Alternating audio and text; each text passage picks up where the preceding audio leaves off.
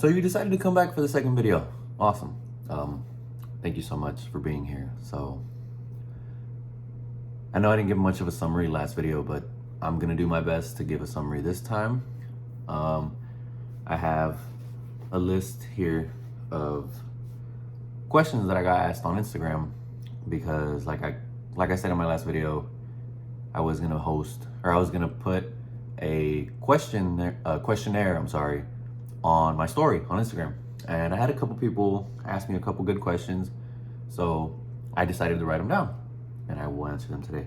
But before that, I do want to go over a couple things personally about myself. So that way, like I said, I know you guys can remember from the last video if you guys watched it. If you didn't, go back and check it out and then come back to this one. I want to be very transparent. I want to lay all the cards out on the table. I don't want to hide anything. I want you guys to know that I'm giving this a shot because this is something that I've always wanted to do, like I said in the last video. And also, if I can do this, anybody else can. And I know that's very, very, very cliche to say, but it's the truth.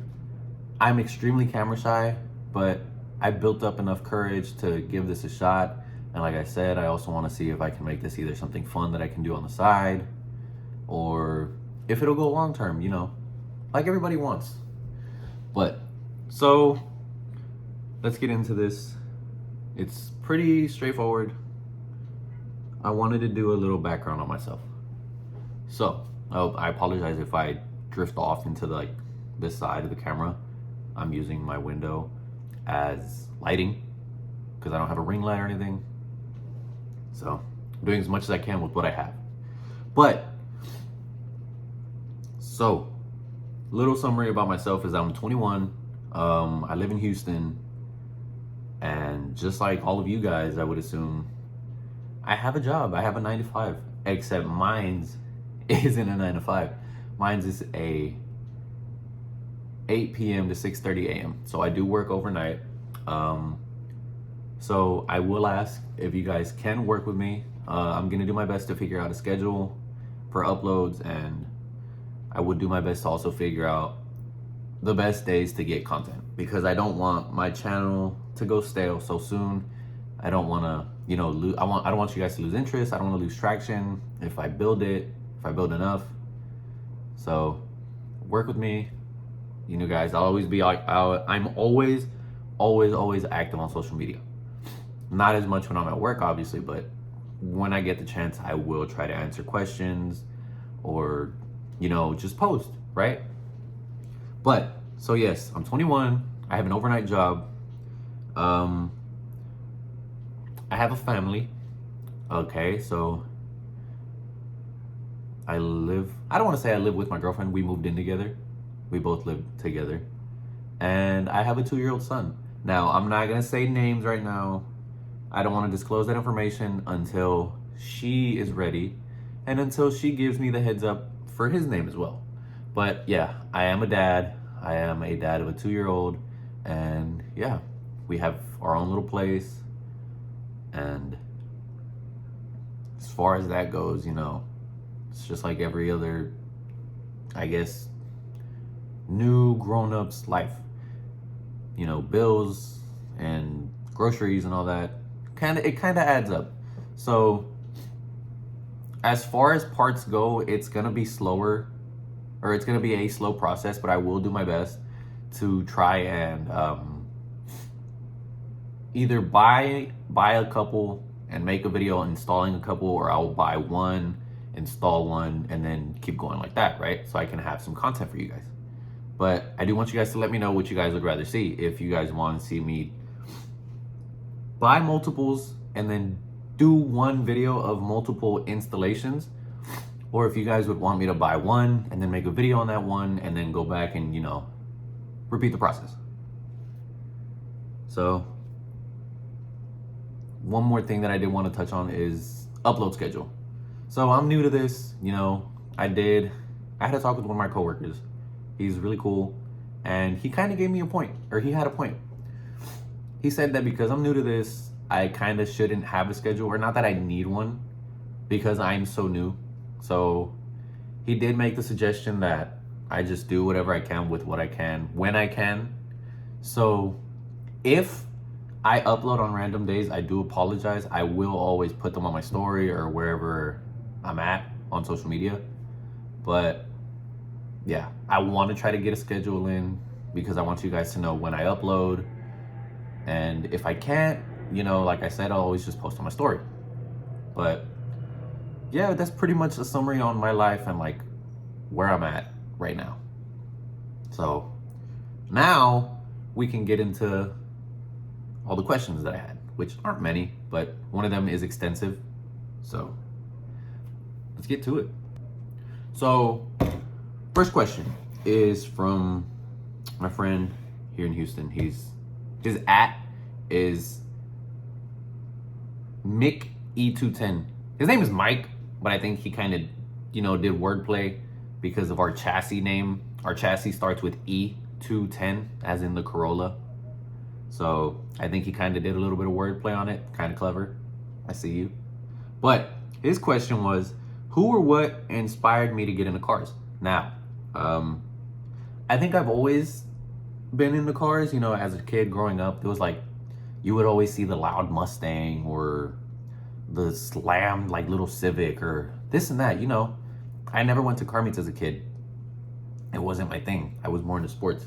But as I got older, I guess you could say I was influenced by all the cars that I was seeing as I was going out and growing up. You start seeing more things when you're getting older. And I will say I am now influenced, not necessarily influenced, but I am inspired by a couple YouTubers. A lot of you guys may know him. One of them is TJ Hunt. Another one is Adam LZ. There's Evan Shanks. Just to name a few. But yeah, I mean, thanks to them, I decided to give this a shot because why not, right?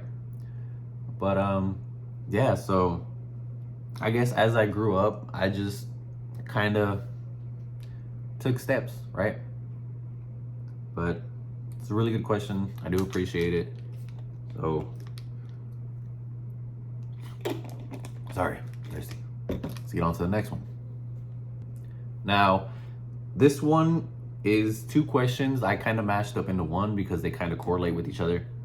So, the first part is from my friend over on Instagram. His name is slowrolla.hatch. So if you guys want to go check anybody out that I mentioned,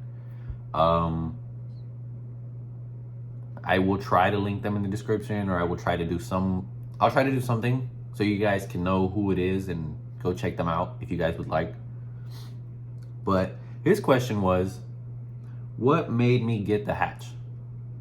Now, like I said earlier, full transparency, right? Full transparency. So, the hatch wasn't my choice, if I can be 100% honest. Secondly, I don't pay for the hatch. I'm grateful enough and I'm so honored to have a family member that believes in me so much and that believed in me when I was younger, because I'm not fresh out of high school, but I just graduated a couple years ago. But I'll just say this. I wasn't doing the best. I was going through some life issues, some life problems that, they kind of bring you down. And I never expected to go through them, but they hit me at a very unexpected time. And it kind of just, I wouldn't say broke me down, but it kind of just demotivated me to do anything. So my future was looking really dull, I wasn't looking like I was going to go anywhere, do anything. Kind of like, I'm almost like a failure. That's the way I would put it, if I can be honest. But, he came up to me and he made me a promise, or he made me a deal. He made me keep a promise. He told me if I promised to get back on track in school and graduate, he'd get me a car. But he got me the car beforehand. Obviously, if I didn't keep my end of the deal up, I probably wouldn't have the car today. But, I kept it up. So, yeah, I don't pay for the hatch. I'm fortunate enough to have somebody that loves me enough to pay for it. right, that got it for me. And I'm never going to forget that. But, so, to answer that question, I didn't want it. I didn't want the hatch. Now comes the second question that I mashed into it. So, another good friend of mine from Instagram, his @ is _the real Guido. I think that's how you say it. Anyway, he asked, in shorter terms, what cars was I looking at, or what other cars was I looking at? Now, car community, everybody knows that BRZs, FRSs, and you know, the 8.6, huge aftermarket platforms, and I'm talking huge. Also, STIs. This, I believe it's the Evo I don't know what it's called, but the latest, you know, iteration, or previous, because now there's the new gen, right?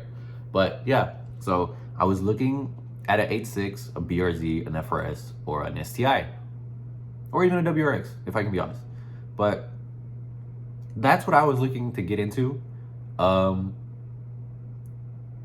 think I look back now and I'm just like, thank God that I didn't hop in an STI or in a WRX, because those motors are ticking time bombs. They really are. I don't want to offend anybody, right? But they are. And as far as an FRS goes, I had never expected to, you know, be lucky enough to be with who I'm with today and have a kid at such an early age. So I'm kind of glad that it happened the way it did. It's almost like, you know, it happened for a reason. Because, you know, I think you guys peeped it in my last video. If you guys haven't watched it again, you know, go watch it, come back. I have a car seat in my car. I'm a dad, like I said, so it's, I guess it was just bound to happen. But yeah, so the Corolla just happened to have happened, and as slow and as boring as the car is, I don't think I had a choice. And it's not for a bad reason. It's just, you know, it was an ego car, was big, you know, it was. It's not anymore. But it got me from place A to place B, and that's all that mattered at that time. So yeah, that's those two questions knocked out. So let's get into another one. This is from another friend over on Instagram. His @ is the official _Alex. And his question was, favorite part of the car? Tough question. Very tough question. I would have to say the rear. The rear is, I don't know, call me weird, but the rear is so curvy. It looks good. It just looks good from the rear. Let alone, I added the bash bar. I deleted that little black valence that the Corollas come with, and I added the bash bar. And now I have that big, gritty 4-inch exhaust coming out the back with it. And it just, I've always loved that style. And you can tell I got inspiration from FRSs, because they usually run the bash bar and the big 4-inch tip exhaust, as well as Zs. I've seen a couple Zs do it, where they cut the rear bumper in half, they run the bash bar, and then they still have the big tome. That was kind of an inspiration as well. So yeah, to answer the question, the rear. The rear is by far the best part, but overall, the body lines of the car, the way it looks, 10 out of 10. Toyota knocked it out. I just do wish that they would have added more power. Granted, now the GR is a thing, but I honestly think Toyota fumbled it by not just whipping out a GR or even turboing it. I know some of the hatches in Japan are turboed, and I think they missed out on a big opportunity here in the US, because there's a lot of tuning that also goes on here, not just over there in Japan. You know, there's a lot of people here that wanted and tried to boost the E210, and it just couldn't happen. The motor couldn't take it. I don't know what reason it is. You know, I'm not too far into that just yet. I don't believe that this car is a good enough platform to get that far into it. But yeah, I mean, people tried it, it didn't work, and they gave up. But I do think Toyota did miss out. So now let's get into the final question, which is the extensive one. So I'm really glad that this happened. I'm really glad that this question was asked, because it now put it into perspective for me as well. Because like I said, I started off on this car being a young kid, and I still am young, you know, but I'm not a kid anymore. I never put it into perspective as to how much I put into this car, how much I was spending on this car. But thanks to this question, I had to go back and, you know, look at prices. I had to go back and look at what I got. You know, this list does not include, I believe it's been 2 sets of wheels that I've owned because I sold them. I did lose money on them, obviously, but I didn't include them just because I don't have them on the car anymore. This is as the car sits today, right? So this is from flight_x on Instagram. He asked for a pricing breakdown. Now, if I remember correctly, out of the door in 2018, which is when I got the car, or when I got help to get the car, I should say, out of the door, brand new, 0 miles, 35. And it's a lot. I know that now they go for 25. So, you know, big difference. Maybe even lower, except the GRs. The GRs are, I think they start at 37 and go up. So I kind of got shafted, but you know, it is what it is. I got it a year before the model year. So I guess that's why they added, I forget what it's called, but it's basically, dealership markup, that. So that kind of got me, but yeah, so out of the door, brand new car, 0 miles, 35. Now, so bags. I didn't do them myself. I am not the best when it comes to electrical work. I flat out admit it. I didn't do it. I can do suspension. I did my coilovers in the past.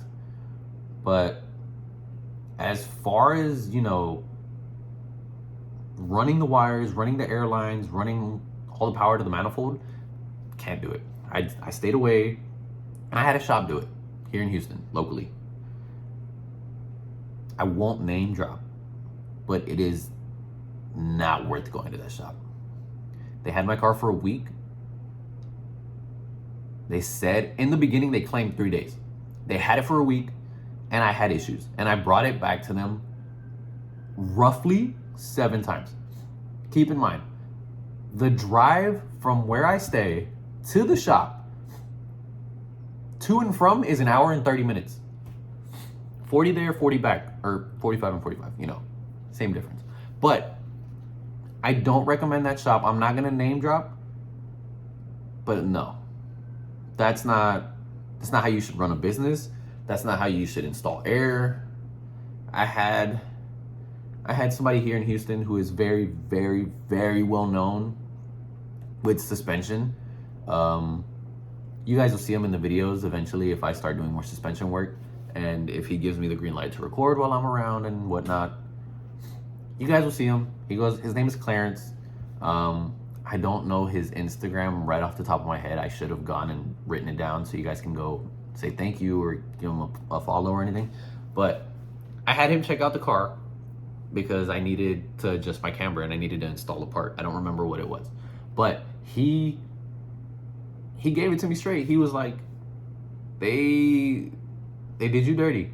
They ran an airline under my exhaust. Under my exhaust. The airlines are plastic or rubber, one or the other. Under my exhaust. And with slack, so it's on the floor, pretty much. Because I drive practically aired out. Not only that, they didn't run them in the car. They ran them out and under. All of them. I don't know why, I don't know how, but I don't recommend the shop that I went to. I'm sorry, I can't name drop. I don't want to be that kind of person, but no, I'm never going back to that shop again. So, yes, bags was roughly $5.5 grand, 5.5, just for bags, including installation and all that, right? The exhaust and the bash bar. The exhaust itself, Just the catback, by the way, because I am full bolt-on, so I'll get into that later. Just the catback itself was $569. Fair price. I could have opted to get it resonated. I didn't. I regret it because I don't personally like how it sounds in the cabin. But I am planning on switching up the entire setup soon, so at this point I no longer care. So my exhaust will be up for sale pretty soon, you know, once I get a new setup. So be on the lookout for that. I'll always post. And yeah, bash bar. The bash bar was $399. I'm not including tax. So, you know, you guys can estimate what tax would be. So in total, $968, not including tax. For the catback and the bash bar. I'm sorry, I had to burp, or almost did. But yeah, so just on those two things alone is another $1,000. Do I regret it? Kind of. Not because the company's bad. I love the company, don't get me wrong, they're amazing people. But there is another person in the Corolla community that fabs up his own stuff.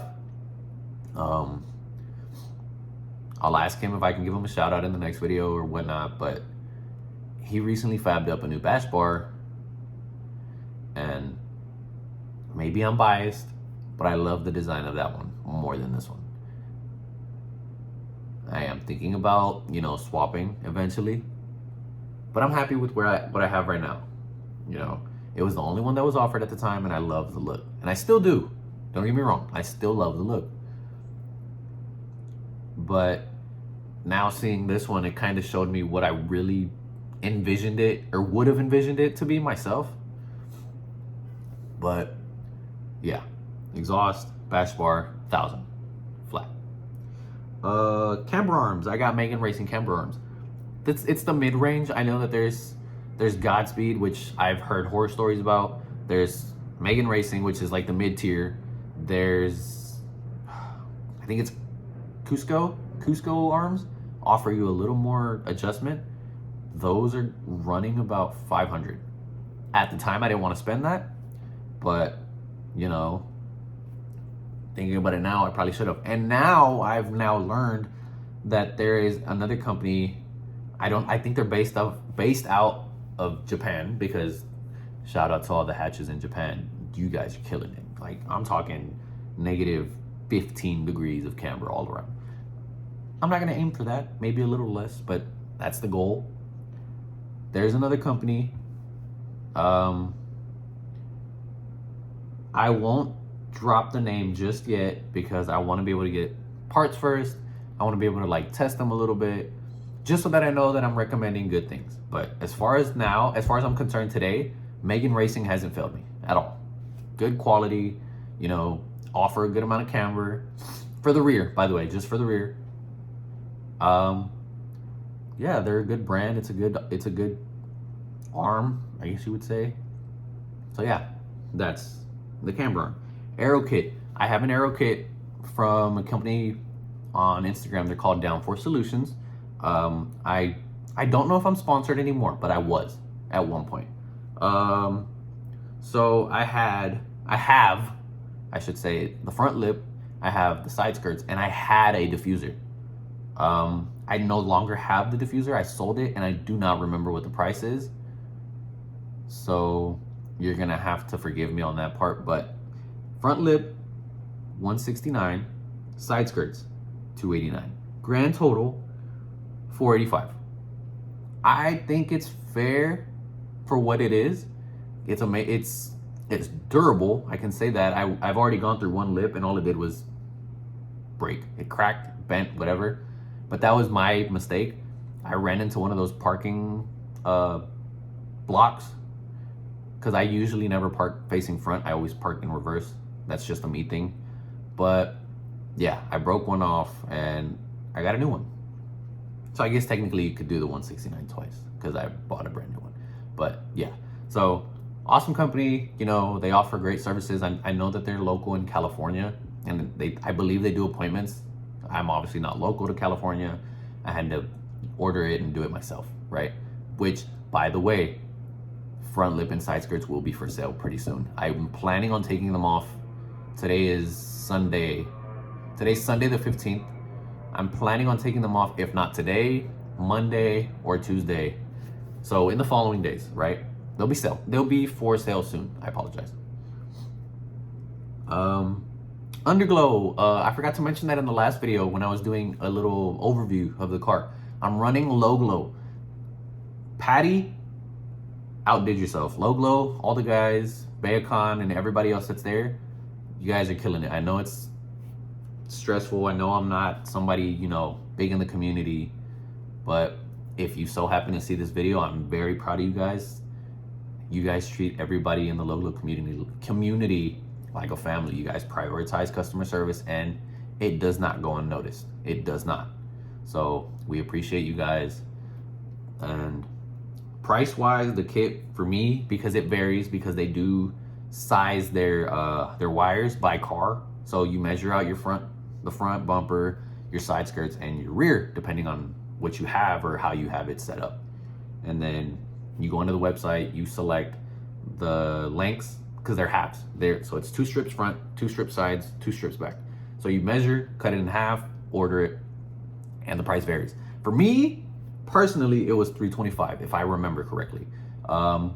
Strip sizes, like I said, if I remember correctly, I have 36 in the front, 36 inches in the front, 72 on the sides, and because of the bash bar, I have 16. I used to run the one above it, so a little longer, because I had that diffuser, but I no longer have it, so I had to size down. So now I'm running 16s in the back. So that price varied a little bit. But yeah, so $325 is total for Underglow. Now, intake. I have a A&E intake that I bought off secondhand off of somebody on Instagram. I don't remember his @ and I think he changes it, so I kind of can't give him a shout out. I think if I remember correctly, I either got it for $150 or $200. I'm gonna go with $200 just because I'm not too sure. But intake works great. You know, I get a little bit of sound, induction sound, but it's not too much because, you know, my exhaust is ridiculously loud. But it gets the job done, you know. I will say one thing. The stock intake is very restrictive, so I do recommend getting another one. However, there are a few that are out right now that I wouldn't run personally, that I tried to run. One of them being the, what is it? InGen. InGen, I've heard and I've read from a lot of forums that all it does is heat soak. The intake is so small and the engine creates so much heat, you're not getting any cold air at all. So the ones I would recommend are the Takata, the A&E, or even the 2J Racing, because that's the only one that kind of goes to the front of your intercooler and it's aimed like directly in your grill. So you're getting cold air. But that's just my opinion. You know, go with what you want or don't, you know, whatever. So back to what I was saying earlier, I am full bolt-on, so I have the intake, I just mentioned it. Headers and a mid-pipe. I have the headers and I have the mid-pipe, both from 2J Racing. So I got the headers secondhand off of somebody for $150. I think so, for $150 or $350. I honestly don't remember. So with this one, I went with $150 just because that's what I remember off the top of my head.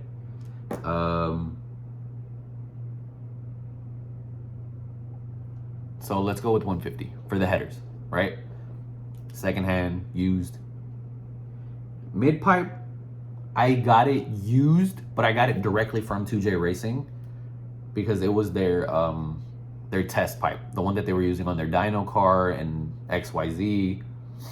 And I think they have 2 variants. They have the resonated mid-pipe and they have the race mid-pipe, which is the one that I have, the one that I got sent out. I bought that for $350 if I'm not mistaken. So grand total for headers and mid-pipe for me, buying both used, was $500. Do I regret it? No, because they're the only set of headers that are out, but the mid-pipe, yes. There's nothing wrong with it. It's not bad quality. It's just I feel like I could have used a little bit of that money somewhere else and then got it later on down the line, even brand new. But it will be up for sale soon. I'm taking off the mid pipe and I'm taking off the catback. The headers are staying, but like I said, I'll be posting that soon on my story whenever I get the chance, whenever I get a new setup. But yeah. So, I also had a couple like miscellaneous things. Like I have a bunch of, I have an automatic for starters. I have an automatic, but I have the not Godspeed, 6-speed, like, you know, the thing to make it look like it's a manual. Only reason I did that was because I got tired of clicking the button to shift back with the 6-speed. All you got to do is just push it down and just, you know, move it. Simple. I also have one of their what is it called? Shift boots. I had to mess with it to make it fit.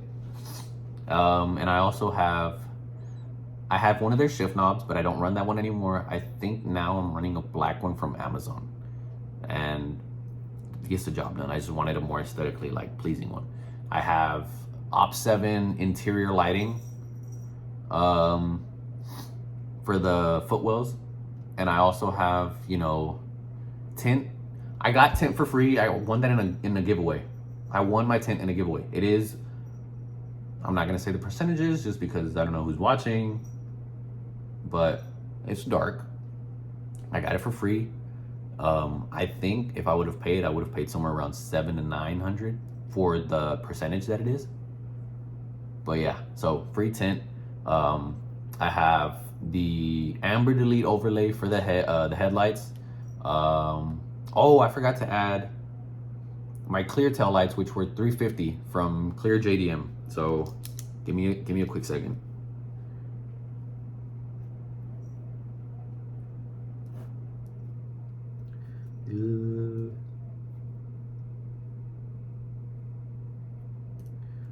Okay, so I got a new grand total. Sorry, I apologize. But for miscellaneous, like all of that stuff that I just mentioned, I did round it up to about 300 because I have gone through a couple things, you know, here and there, and I'm kind of an idiot. I had a lot of vinyl on the car at one point. Not a wrap, but it was just like accents to make the car look more aggressive that I regret.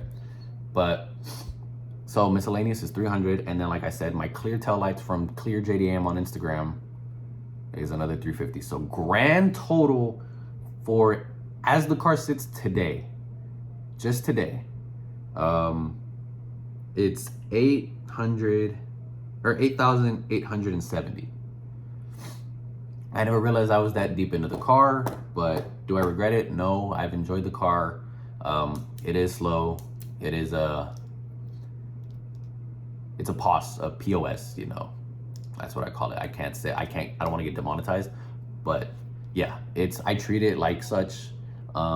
Like I said, I ride around basically aired out, so you can imagine how I treat it. But love the car. I'm looking forward to doing a little bit more stuff. Like I said, I'm gonna hopefully switch it up here soon.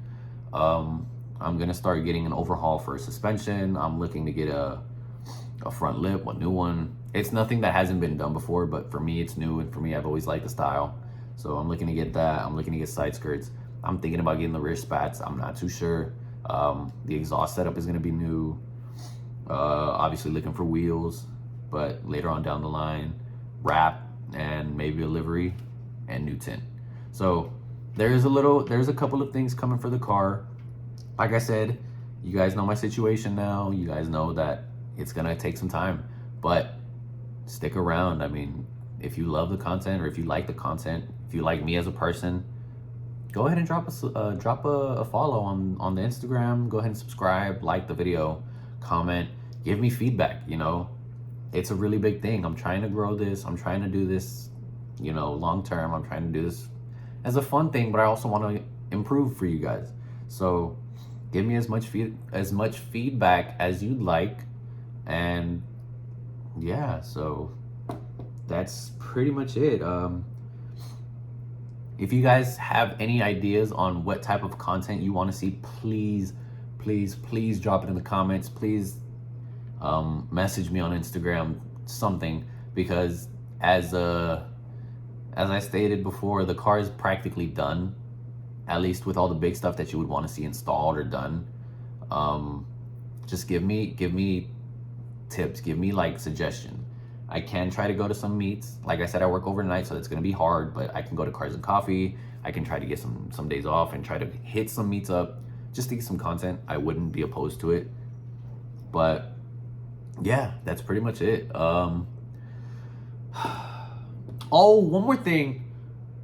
I need help naming the channel. So right now, the channel is supposed to be called No V8s because I have a 4-banger, but I'm an idiot. I changed it while I was at work and I forgot to put a space where there should have been a space, so it kind of looks like No V8s. So I do apologize. It is No V8s, but with no spaces. So I messed up on that. But give me a suggestion for a YouTube channel name too as well. Anything is appreciated. I'll consider whatever you guys, you know, put in the comments, put in my DMs or whatever. But yeah, that's today's video. I do appreciate you guys coming back for a second time and giving me an opportunity to break everything down for you guys. And here's to another video. Here's to the third. Thanks for watching. Like, comment, subscribe, drop a follow on Instagram, drop a follow on the TikTok. I'll try to link it in this video because it wasn't allowing me to in the previous video for whatever reason. But I'll see you guys in the next video. Peace.